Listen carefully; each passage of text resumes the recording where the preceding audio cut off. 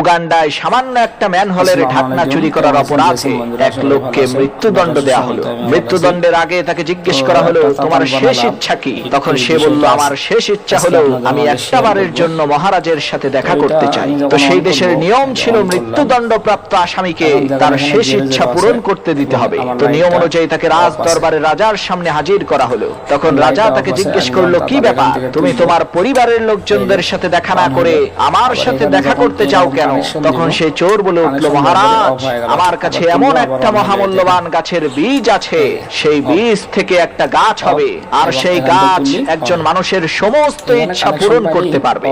এখন আমি তো আর এই দুনিয়াতে বেঁচে থাকবো না, তাই এই অলৌকিক ক্ষমতা সম্পন্ন মহামূল্যবান গাছের বীজটি আমি আপনার হাতে তুলে দিতে চাই। কেননা এই গাছের বীজটা যদি ভুল মানুষের হাতে চলে যায় তাহলে আপনার রাজ্য একেবারে তছনছ হয়ে যাবে।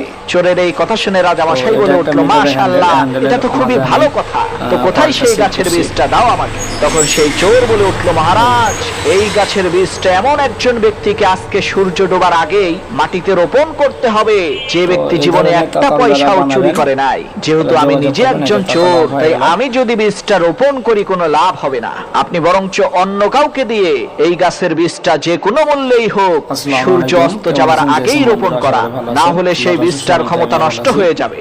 রাজামশাই যখন মন্ত্রীকে দায়িত্ব দিল, মন্ত্রী বলল, মহারাজ, আমাকে ক্ষমা করবেন, আমি এত টাকা পয়সা আদান প্রদান করি, দুই একটা টাকা এদিক সেদিক তো হয়ে যেতেই পারে, সুতরাং এই দায়িত্বটা আপনি অন্য কাউকে দেন। তখন রাজামশাই একে একে খাদ্যমন্ত্রী, অর্থমন্ত্রী, স্বাস্থ্যমন্ত্রী, শিক্ষামন্ত্রী সবাইকে ওই গাছের বীজটা লাগানোর জন্য বললেন, কিন্তু সবাই অস্বীকৃতি জানালো। তারা বলতে লাগলো, মহারাজ, আমরা এত টাকা পয়সা নাড়াচাড়া করি, যার কারণে দুই একটা টাকা তো এদিক সেদিক হয়ে যেতেই পারে, এর চাইতে ভালো হয় গাছটা আপনি নিজেই লাগান। তখন রাজা বলল, আরে কি সব জাতা বলো, আমি তো বড় রাজ্য চালাই, তাহলে আমারও তো দুই একটা টাকা এদিক সেদিক হয়ে যেতেই পারে। তখন সেই চোর বলে উঠল, মহারাজ, চোর তো শুধু আমি একা না, আপনারা সবাই তো চোর, তাহলে কেন একটা ম্যানহোলের ঢাকনা চুরি করার অপরাধে আমাকে মৃত্যুদণ্ড দিলেন? চোরের এই কথা শুনে রাজামশাই লজ্জিত হয়ে বললেন, ঠিক আছে, যাও, তোমাকে মাফ করে দিলাম।